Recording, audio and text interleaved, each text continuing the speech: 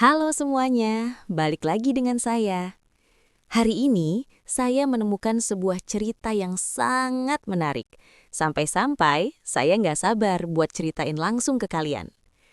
Kisah ini punya semuanya. Ada sedihnya, ada bahagianya, dan yang pasti, ada pelajaran berharga di dalamnya. Jadi, siapkan cemilan kalian, dan mari kita mulai pembahasannya. Sebelum kita masuk ke ceritanya, aku ajak kalian absen dulu dong. Yuk dukung channel ini dengan cara tekan tombol like dan subscribe sekarang juga. Terus ramaikan kolom komentar di bawah ya. Tulis nama, asal kota, dan ketik hadir. Aku pengen tahu nih, sahabat paling jauh dari kota mana aja? Lantai marmer restoran mewah di pusat kota itu memantulkan cahaya lilin yang temaram, menciptakan suasana yang begitu intim bagi Laras dan Aris. Malam ini bukan sekadar makan malam biasa. Ini adalah perayaan ulang tahun pernikahan mereka yang ketiga. Laras mengenakan gaun sutra berwarna emerald berkali-kali menyentuh jemari Aris di atas meja, merasa bahwa hidupnya telah mencapai puncak kebahagiaan. 3 tahun Laras, dan setiap harinya aku merasa seperti pria paling beruntung karena memilikimu. Ucap Aris dengan suara berat yang menenangkan. Ia mengeluarkan sebuah kotak kecil berisi kalung berlian. Namun sebelum Laras sempat bereaksi, Aris menggeleng. Ini hanya pembuka, hadiah utamamu ada di bawah. Setelah makan malam yang sempurna, Aris membimbing Laras menuju area parkir eksklusif. Di sana, di bawah sorotan lampu lobi, berdiri sebuah mobil BMW seri terbaru berwarna putih mutiara. Sebuah pita merah raksasa terikat cantik di kap mesinnya. Mas, ini? Laras menutup mulutnya dengan tangan, matanya berkaca-kaca. Untukmu, agar kamu tidak perlu lagi kepanasan menunggu taksi daring saat pergi ke galeri. Aris mengecup kening Laras dengan lembut. Mobil ini adalah simbol bahwa aku ingin memberimu kenyamanan terbaik. Laras memeluk sulaminya erat. Aris adalah sosok pria yang selama ini ia banggakan di depan teman-temannya.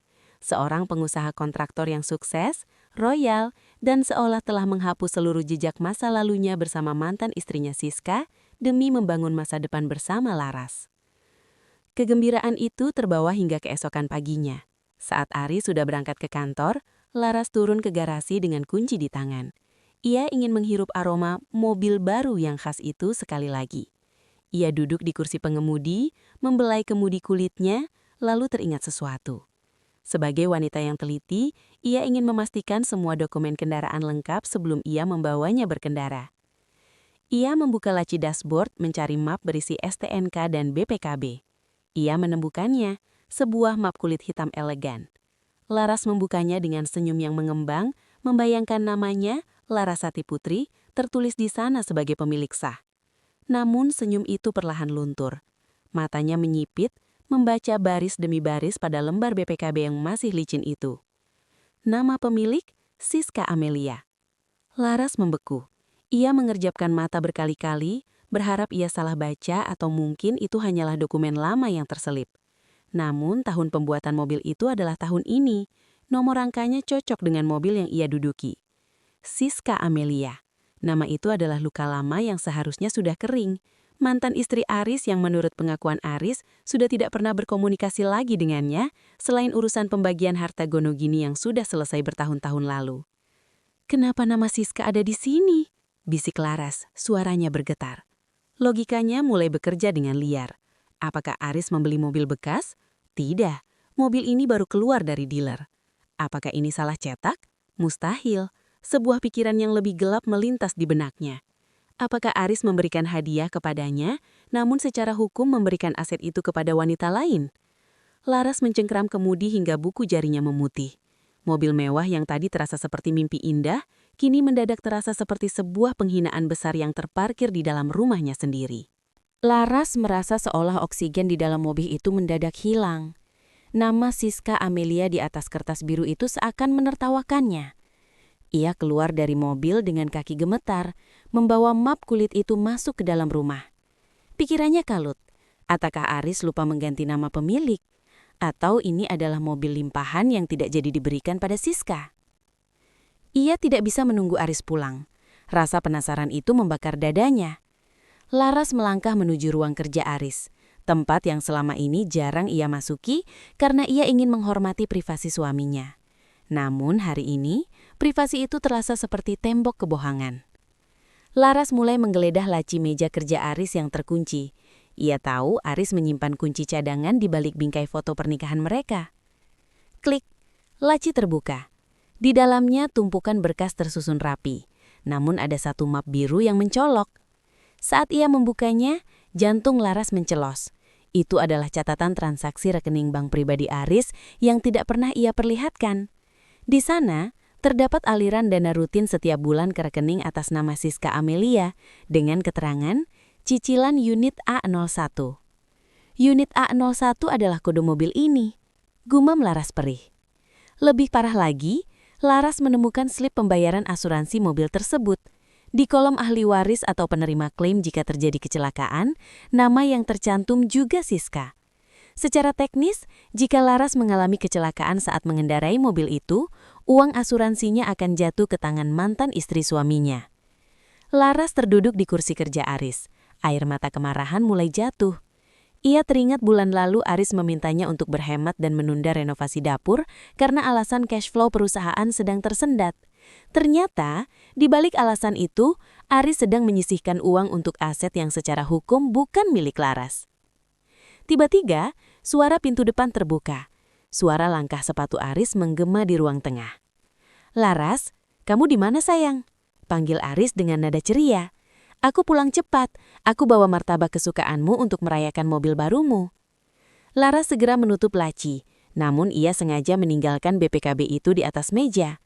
Ia berdiri di tengah ruangan, menyilangkan tangan di dada saat Aris muncul di ambang pintu dengan wajah berseri-seri. Kamu di sini rupanya. Sedang apa di ruang kerjaku?" Aris bertanya, namun senyumnya langsung membeku saat matanya menangkap map biru yang tergeletak terbuka di atas meja. Hening menyergap. Aris menatap BPKB itu, lalu menatap Laras. Suasana romantis semalam lenyap, digantikan oleh ketegangan yang menyesakkan. "Bisa jelaskan padaku, Mas?" Suara Laras terdengar rendah namun tajam. "Sejak kapan aku berubah nama menjadi Siska Amelia?" Aris menelan ludah. Ia meletakkan bungkusan makanan yang ia bawa ke kursi terdekat. Ia mencoba mendekat, tangannya terulur ingin menyentuh bahu Laras, namun Laras menghindar dengan kasar. "Laras, dengerin dulu. Itu cuma soal administrasi. Ada alasan teknis kenapa namanya harus begitu," ujar Aris, mencoba menyusun pembelaan dengan cepat. Aris menarik napas panjang, sebuah gestur yang biasa ia lakukan saat sedang bernegosiasi dengan klien sulit. Ia melangkah mendekati meja, menutup map BPKB itu dengan gerakan tenang, terlalu tenang untuk seseorang yang baru saja tertangkap basah. "Laras, sayang, duduk dulu. Aku tahu ini kelihatannya aneh, tapi tolong dengarkan penjelasan logisku." Aris mencoba melembutkan suaranya, menggunakan nada bariton yang biasanya selalu berhasil meluluhkan hati Laras. Laras tidak bergeming, ia tetap berdiri tegak, matanya merah menahan amarah. "Logis. Memberi hadiah pada istri sah, tapi atas nama mantan istri itu, kamu sebut logis, Mas?" "Ini soal pajak progresif dan audit perusahaan, Laras," potong Aris dengan nada sedikit lebih tinggi, seolah-olah ia adalah korban dari sistem birokrasi yang rumit. "Kamu tahu sendiri, namaku sudah terdaftar untuk 2 mobil operasional kantor dan 1 mobil pribadiku. Kalau aku pakai namamu akan kena pajak progresif yang sangat tinggi karena kamu masih terdaftar di kartu keluarga orang tuamu yang punya 3 mobil. Aku sedang berusaha menghemat pengeluaran kita." "Lalu kenapa harus nama Siska?" Suara Laras meninggi, hampir melengking. "Kenapa bukan nama asistenmu, nama ibumu? Kenapa harus wanita itu?" Aris mengusap wajahnya, berpura-pura frustasi. "Siska punya sisa hutang padaku, terkait pembagian ruko dulu. Dia tidak bisa bayar tunai, jadi aku memakai namanya untuk kredit mobil ini agar bunga yang didapat lebih rendah, karena dia punya skor kredit VIP di bank tersebut. Ini murni strategi finansial, Laras. Mobil itu 100% milikmu, hanya suratnya saja yang meminjam nama dia untuk sementara. Bulan depan, setelah audit kantorku selesai, kita akan balik nama." Untuk sesaat, Laras terdiam. Penjelasan Aris terdengar sangat teknis dan profesional, khas pria bisnis. Logikanya mulai goyah. Apakah ia terlalu sensitif? Apakah ia hampir merusak pernikahannya hanya karena urusan administratif? Namun saat Laras hendak membuka mulut untuk meminta maaf, sebuah notifikasi muncul di layar ponselnya. Itu adalah notifikasi dari akun Instagram sahabat yang diam-diam memantau akun Siska. Laras membuka ponselnya. Di sana di unggahan terbaru Siska 10 menit yang lalu, terdapat foto Siska sedang memegang kunci cadangan BMW dengan gantungan kunci berinisial SNE, Siska dan Aris. Keterangan fotonya tertulis, akhirnya sampai juga, hadiah anniversary pribadi yang tertunda. Katanya sih dipinjam orang lain dulu buat pamer, tapi tetap saja, akta aslinya punya aku. Thanks, love. Darah Laras serasa mendidih hingga ke ubun-ubun. Ia menyodangkan layar ponsel itu tepat ke depan wajah Aris. Strategi finansial, Mas. Lalu kenapa dia memegang kunci cadangannya dan memamerkan hadiah anniversary pribadi di media sosial? Wajah Aris yang semula tenang mendadak pucat pasi. Ia kehilangan kata-kata. Kebohongan soal pajak progresif itu runtuh seketika di depan satu unggahan media sosial. Laras, itu Siska hanya membesar-besarkan masalah. Dia cuma ingin memanas-manasimu. Cukup, Aris. Ia melempar ponselnya ke atas meja kerja. Mobil ini bukan hadiah untukku. Mobil ini adalah cara kamu mencuci uang untuk mantan istrimu, sementara aku hanya kamu jadikan sopir pribadinya. Keluar dari sini. Aku tidak mau melihat wajahmu malam ini. Malam itu, Aris tidak tidur di kamar utama. Ia meringkuk di sofa ruang tamu setelah Laras mengunci pintu kamar dengan dentuman keras. Namun bagi Laras, tidur adalah kemewahan yang tak mampu ia beli. Di balik pintu yang terkunci, ia duduk di lantai dengan laptop menyala. Jemarinya bergerak lincah mengakses portal perbankan online milik mereka. Ada satu akun yang selama ini menjadi kebanggaan Laras, rekening pendidikan. Itu adalah tabungan bersama yang mereka bangun sejak tahun pertama pernikahan. Dipersiapkan untuk masa depan anak yang sedang mereka rencanakan. Aris selalu meyakinkan Laras bahwa ia menyisihkan 10 juta setiap bulan ke sana. Kita harus punya jaring pengaman, sayang. Begitu kata Aris dulu. Namun, saat layar laptop menampilkan riwayat transaksi 6 bulan terakhir, Laras merasa jantungnya diremas. Saldo yang seharusnya sudah mencapai ratusan juta itu, kini hanya menyisakan angka 1 digit. Mata Laras membelalak melihat rentetan transaksi besar pada bulan lalu. Ada penarikan tunai sebesar 200 juta rupiah dengan keterangan DP unit BMW Siska. Bukan hanya itu, setiap tanggal 5, ada transfer otomatis sebesar 15 juta rupiah ke rekening dealer yang sama, tepat setelah uang gajinya dan Aris masuk ke rekening bersama. Dia menggunakan uang masa depan anak-anak kami untuk membelikan barang mewah atas nama wanita itu, bisik Laras dengan suara parau. Kemarahan Laras berubah menjadi rasa dingin yang membeku. Ia tidak lagi menangis. Ia mulai mengunduh semua mutasi rekening, mencetaknya satu persatu melalui printer di pojok kamar, yang suaranya terdengar seperti detak jam kematian bagi pernikahan mereka. Keesokan paginya, Laras keluar dengan mata sembab namun tatapan yang tajam. Aris sudah berdiri di dapur, mencoba menyeduh kopi dengan tangan gemetar. Laras, aku bisa jelaskan soal postingan Siska itu. Dia cuma gila. Dia... Jangan, Mas. Jangan tambah lagi dosamu dengan kebohongan. Potong Laras sambil meletakkan tumpukan kertas mutasi rekening di atas meja makan, tepat di samping cangkir kopi Aris. Aris melirik kertas-kertas itu. Bahunya merosot seketika. Kamu menguras tabungan pendidikan kita untuk membayar DP mobil itu, Aris.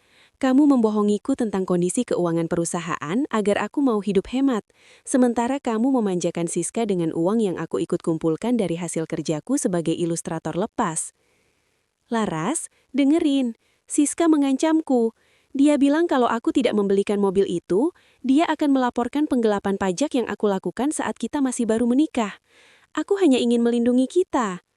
Aris mencoba meraih tangan Laras. Suaranya parau penuh keputusasaan. Melindungi kita? Laras tertawa getir. Sebuah tawa yang terdengar sangat menyakitkan. Atau melindungi dirimu sendiri? Kamu memberikan dia aset atas nama dia, membayar cicilannya dengan uangku, dan membiarkan dia mengolok-olokku di media sosial. Itu bukan perlindungan, Aris. Itu pengkhianatan terencana. Laras mengambil kunci BMW itu di atas meja. Hari ini, aku akan menemui Siska.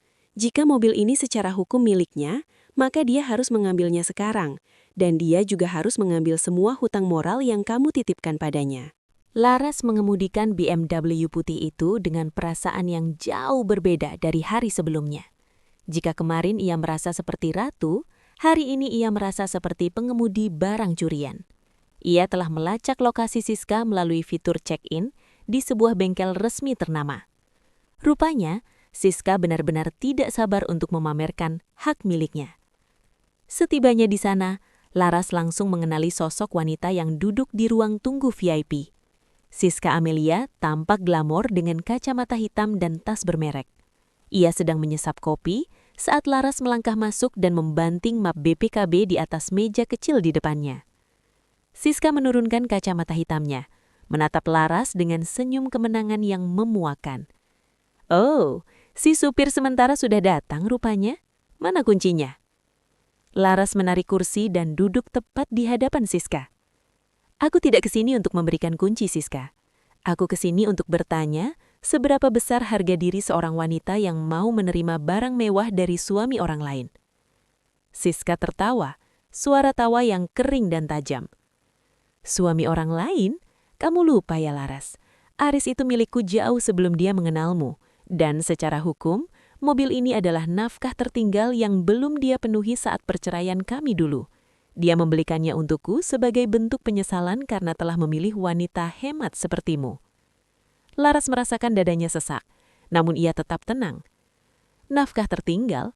Menggunakan uang tabungan pendidikan anak yang belum lahir? Aris menguras rekening bersama kami untuk membelikan ini padamu. Raut wajah Siska berubah sedikit terkejut, namun dengan cepat ia menguasai diri. Ia mendekat, membisikkan sesuatu yang membuat telinga Laras berdenging. "Uang tabungan pendidikan? Sayang sekali. Aris bilang padaku itu adalah uang bonus proyeknya. Tapi kamu tahu apa yang lebih menarik? Aris tidak hanya memberiku mobil Laras, dia juga membayar sewa apartemenku setiap bulan. Kamu pikir kenapa dia sering pulang larut dengan alasan lembur konstruksi?" Siska mengeluarkan ponselnya dan menggeser beberapa foto. Di sana Laras melihat foto-foto Aris yang sedang tertidur di sebuah sofa yang sangat ia kenali sebagai sofa di apartemen lama mereka dulu. Tanggal fotonya baru minggu lalu, saat Aris bilang dia sedang berada di luar kota untuk meninjau proyek jembatan. "Dia tidak pernah benar-benar pergi, Laras. Dia hanya berpindah tempat tidur," sambung Siska sambil mengeluarkan tangan. "Sekarang berikan kuncinya. Aku sudah menjanjikan mobil ini pada dealer mobil bekas. Aku butuh uang tunainya untuk liburan ke Eropa bulan depan." Laras tertegun. "Kamu mau menjualnya? Aris susah payah mencicil ini dan kamu mau menjualnya? Itu hakku. Namaku ada di BPKB, bukan? Secara hukum aku bisa membakar mobil ini sekarang juga kalau aku mau. Dan kamu tidak bisa berbuat apa-apa." Siska menjentikkan jarinya menuntut kunci. Laras menggenggam kunci di dalam tasnya erat-erat. Ia menyadari bahwa ia bukan hanya sedang menghadapi suami yang tidak setia, tapi juga sepasang parasit yang sedang bekerja sama menghisap hidupnya. Siska menginginkan materinya, dan Aris menginginkan egonya tetap terjaga dengan memiliki dua wanita sekaligus. "Kamu ingin mobil ini, Siska?" Laras berdiri. Wajahnya kini dingin sedingin es. "Ambil saja, tapi jangan harap kamu akan mendapatkan uang sepeser pun dari penjualan ini. Karena sebelum kamu sempat menjualnya, aku akan pastikan dealer tahu bahwa mobil ini adalah hasil pencucian uang perusahaan." Laras meninggalkan bengkel itu dengan langkah yang jauh lebih stabil daripada saat ia datang. Ancaman Siska tentang hak hukum memang benar, tetapi Siska lupa satu hal.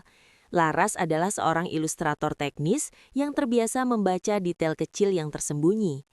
Saat tadi Siska memamerkan foto-foto di ponselnya, Laras sempat melihat sebuah notifikasi email sekilas yang muncul di layar Siska. Sebuah surat teguran dari bank swasta. Setibanya di rumah, Laras tidak langsung melabrak Aris. Ia mengunci diri di perpustakaan kecilnya dan mulai menghubungi beberapa rekan lama yang bekerja di bidang perbankan. "Bantu aku cek status kredit mobil BMW atas nama Siska Amelia," pinta Laras pada temannya. Hanya butuh waktu 1 jam hingga fakta pahit itu terungkap. Mobil itu bukan dibeli secara tunai, melainkan kredit dengan bunga sangat tinggi karena skor kredit Siska sebenarnya buruk. Namun yang membuat jantung Laras mencelos adalah jaminannya. Aris tidak hanya menggunakan uang tabungan mereka untuk DP, ia menjaminkan sertifikat ruko yang selama ini diklaim Aris sebagai aset masa depan mereka berdua. Jadi, jika cicilan ini macet, ruko itu akan disita. Tanya Laras dengan suara bergetar. Bukan hanya itu Laras, jawab temannya di seberang telepon. Ada dokumen tambahan. Aris menandatangani surat tanggung jawab renteng.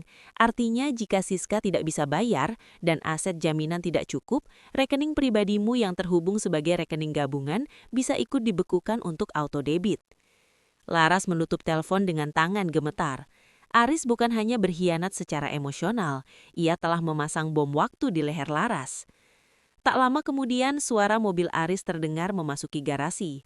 Pria itu masuk ke rumah dengan wajah yang tampak 10 tahun lebih tua. Ia baru saja menerima telepon kemarahan dari Siska yang gagal menjual mobil tersebut karena Laras telah menandai nomor rangka mobil itu di sistem dealer sebagai aset dalam sengketa keluarga. "Apa yang kamu lakukan, Laras?" Aris berteriak saat melihat istrinya duduk tenang di ruang tengah. "Siska menelponku sambil memaki-maki. Dia bilang kamu mempermalukannya di depan orang banyak." Laras berdiri perlahan, memegang selembar kertas hasil cetakan data bank yang baru saja dikirim temannya. "Mempermalukannya? Mas, harusnya kamu khawatir tentang bagaimana aku akan mempermalukanmu di pengadilan nanti." "Laras, tolong, aku terpaksa menjaminkan ruko itu karena Siska mengancam akan membongkar rahasia bisnisku ke klien besar."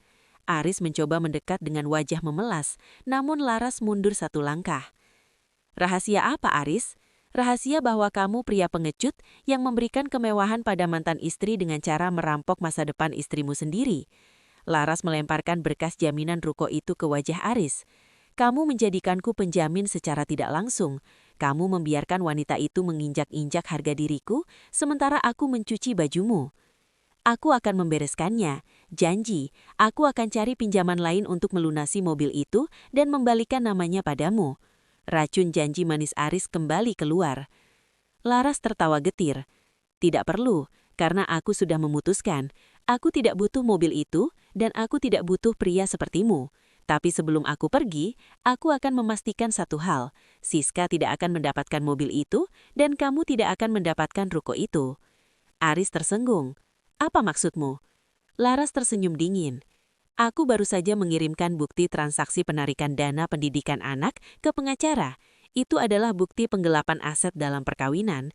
Nikmati malam terakhirmu di rumah ini, Aris, karena besok badai yang sebenarnya baru akan dimulai." Pagi itu, suasana di rumah yang biasanya tenang berubah menjadi medan perang dingin. Aris tidak berangkat ke kantor. Ia duduk di meja makan dengan rambut berantakan, mencoba menghubungi Siska berkali-kali, namun panggilannya terus dialihkan. Laras, yang sudah berpakaian rapi seolah hendak menghadiri pertemuan bisnis penting, meletakkan sebuah map baru di depan Aris. Kali ini bukan mutasi rekening, melainkan salinan kontrak proyek konstruksi yang pernah Aris banggakan 6 bulan lalu. "Mas, kamu bilang proyek jembatan di Kalimantan itu sukses besar kan?" tanya Laras dengan nada datar. Aris mendongak, matanya yang merah menatap Laras dengan was-was. "Kenapa kamu tanya itu sekarang? Itu urusan kantor." "Urusan kantor yang menggunakan nama Siska sebagai subkontraktor fiktif." Laras melipat tangannya. "Aku menemukan aliran dana keluar dari perusahaanmu ke rekening pribadi Siska setiap minggu. Totalnya hampir menyamai harga 2 mobil BMW itu. Kamu tidak hanya membelikannya mobil, Aris. Kamu menjadikannya tempat mencuci uang proyekmu agar kamu tidak perlu membayar pajak penuh." Wajah Aris berubah dari pucat menjadi abu-abu. "Dari mana kamu tahu?" "Aku bukan hanya ilustrator, Mas. Aku tahu cara membaca skema. Dan aku juga tahu bahwa Siska bukan sekadar mantan yang mengancam. Dia adalah rekan kejahatanmu." Aris mendekat, suaranya merendah namun penuh penekanan.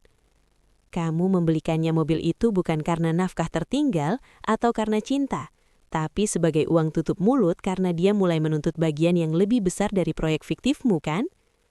Aris tertawa kering, sebuah tawa putus asa. "Kamu pintar sekali, Laras. Ya, memang begitu. Siska tahu semua celah di perusahaanku, karena dia yang membantuku membangunnya dulu. Dia menuntut kompensasi. Kalau aku tidak memberinya kemewahan, dia akan lari ke kejaksaan. Aku melakukan ini demi menjaga agar kita tetap bisa tinggal di rumah ini. Tidak, Aris. Kamu melakukannya untuk menjaga egomu tetap tinggi di depan rekan bisnismu. Kamu mengomersilkan hubungan kita, balas Laras pedas. Kamu menggunakan rumah ini, tabungan kita, dan namaku sebagai tameng agar jika suatu saat polisi datang, kamu bisa bilang bahwa semua aset ada di tangan mantan istriku, sementara kamu tidak punya apa-apa. Tiba-tiba, suara gedoran keras terdengar di pintu depan. Bukan ketukan biasa, melainkan hantaman yang tidak sabar. Laras melangkah ke jendela dan melihat sebuah mobil derek parkir di depan gerbang mereka, dikawal oleh dua pria berbadan besar dan Siska yang berdiri dengan angkuh. "Buka pintunya, Aris. Berikan kunci mobilnya sekarang atau aku panggil polisi atas tuduhan penggelapan aset pribadiku," teriak Siska dari luar. Aris panik. Ia berdiri dan mencoba meraih tas Laras untuk mencari kunci BMW tersebut. "Laras, berikan kuncinya. Biarkan dia ambil mobil itu sekarang sebelum dia menghancurkan hidupku." Laras menjauhkan tasnya, menatap suaminya dengan rasa jijik yang memuncak. "Biarkan dia memanggil polisi, Mas, karena aku juga sudah menunggu mereka." Laras mengeluarkan ponselnya, menunjukkan layar yang sedang terhubung dengan nomor darurat. "Aku sudah melaporkan adanya upaya penarikan aset secara paksa, sekaligus menyerahkan bukti-bukti proyek fiktifmu secara anonim pagi ini. Jika Siska ingin mobilnya, dia harus menjelaskannya di depan penyidik." "Kamu gila, Laras. Kamu akan membuatku masuk penjara," raung Aris. "Aku tidak membuatmu masuk penjara, Aris. Kebohonganmu yang melakukannya. Aku hanya berhenti menyembunyikannya," jawab Laras Kenang, tepat saat pintu depan didobrak paksa. Ruang tamu yang biasanya rapi kini berantakan. Siska melangkah masuk dengan sepatu hak tingginya yang berbunyi tajam di atas lantai marmer, diikuti dua pria berbadan tegap. Wajahnya merah padam, menunjukkan kemarahan yang sudah diubun-ubun. "Mana kunci mobil itu, Laras? Berikan sekarang, atau aku akan melaporkanmu atas pencurian kendaraan bermotor," teriak Siska sambil menunjuk wajah Laras. Aris mencoba menengahi dengan tangan gemetar. "Siska, tenanglah. Laras sedang emosi. Laras, tolong, kasih saja kuncinya. Kita selesaikan ini baik-baik." Laras tidak bergerak sedikit pun dari tempat duduknya. Ia justru menyesap tehnya perlahan, sebuah ketenangan yang membuat Siska semakin meradang. "Selesaikan baik-baik. Mas Aris, kamu lupa. Siska bilang mobil ini adalah hadiah anniversary pribadi darimu. Kalau ini hadiah, kenapa harus ada ancaman lapor polisi?" Laras beralih menatap Siska. "Dan kamu, Siska, kamu ingin mobil ini? Ambil saja. Tapi ada satu hal yang perlu kamu tahu. Aku baru saja menelpon pihak bank penjamin kredit mobil itu. Aku memberitahu mereka bahwa dana DP mobil tersebut berasal dari rekening yang sedang dalam sengketa hukum dan merupakan hasil penggelapan dana perusahaan." Wajah Siska sedikit menegang, namun ia tetap mencoba berlaga angkuh. "Jangan membual, kamu tidak punya bukti." Laras mengeluarkan sebuah tablet dan memutar rekaman suara. Itu adalah rekaman pembicaraan Aris di meja makan tadi, saat ia mengakui bahwa Siska adalah rekan dalam proyek fiktifnya. Suara Aris terdengar sangat jelas. "Siska tahu semua celah di perusahaanku. Dia menuntut kompensasi. Jika mobil ini ditarik olehmu sekarang, polisi akan menganggapnya sebagai upaya penghilangan barang bukti pencucian uang," sambung Laras dingin. "Kalian berdua akan terseret dalam satu lubang yang sama." Siska terdiam. Ia melirik Aris dengan tatapan tajam, lalu beralih ke dua pria di belakangnya. "Tunggu di luar," perintahnya pendek. Setelah para preman itu keluar, Siska duduk di sofa depan Laras. Wajahnya kini tidak lagi sombong, melainkan penuh perhitungan. "Apa maumu, Laras? Kamu tidak mungkin menghancurkan Aris tanpa ikut hancur. Kamu istrinya. Harta gonoginimu akan habis disita negara jika dia masuk penjara karena korupsi." Laras tersenyum tipis. "Itulah bedanya aku denganmu, Siska. Kamu mencintai uangnya, sedangkan aku mencintai harga diriku. Aku sudah berkonsultasi dengan pengacara.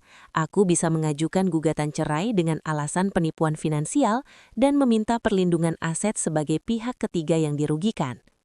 Laras mencondong ke Tegah Rum. "Aku punya tawaran. Kamu ingin selamat dari kasus proyek fiktif ini? Berikan semua bukti dokumen asli yang kamu simpan tentang kejahatan Aris padaku. Aku akan menjadikannya alat tukar untuk membebaskan diriku dari tuntutan hutang bersama. Sebagai imbalannya, aku tidak akan memasukkan namamu dalam laporan awal ke kepolisian pagi ini. Aris terbelalak. Laras, kamu mengkhianatiku. Bukan aku yang mulai mengkhianati pernikahan ini, Mas, jawab Laras tanpa menoleh. Siska tampak bimbang. Ia melihat Aris yang kini tampak menyedihkan, lalu melihat Laras yang memegang kendali. Siska adalah seorang oportunis sejati. Ia tahu kapan harus meninggalkan kapal yang tenggelam. Aku punya salinan kontrak fiktif itu di flash disk Ayuran, ujar Siska pelan.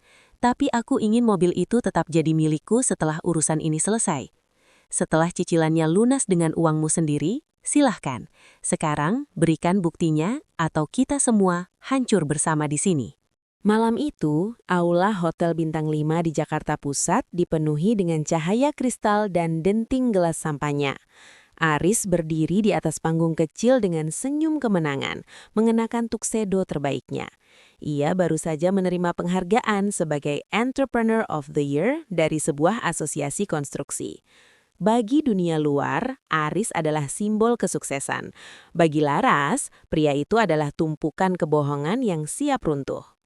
Laras berdiri di barisan depan, mengenakan gaun hitam yang elegan namun memancarkan aura dingin. Di tas kecilnya, ia menggenggam flash disk yang diberikan Siska sore tadi. Ternyata, ketakutan Siska akan penjara lebih besar daripada kesetiaannya pada Aris. Saya ingin berterima kasih kepada istri saya, Laras.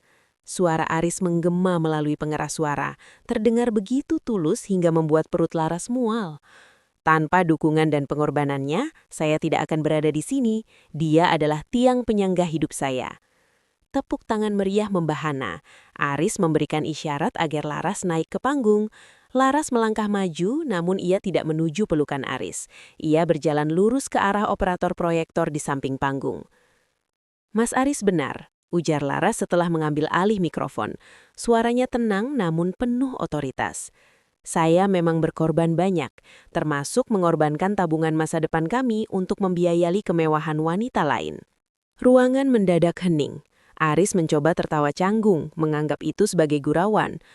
Sayang, ini bukan waktu yang tepat untuk bercanda. Siapa yang bercanda? Laras menekan tombol pada remote control di tangannya. Layar raksasa di belakang Aris yang tadinya menampilkan foto-foto proyek konstruksi tiba-tiba berganti. Muncul salinan mutasi rekening anak yang ludes, diikuti foto BPKB mobil BMW atas nama Siska Amelia. Dan puncaknya, kontrak proyek fiktif yang mencatut nama Siska sebagai penerima aliran dana ilegal. Gumaman kaget meledak di seluruh penjuru aula. Para investor dan pejabat pemerintah yang hadir mulai berbisik panik.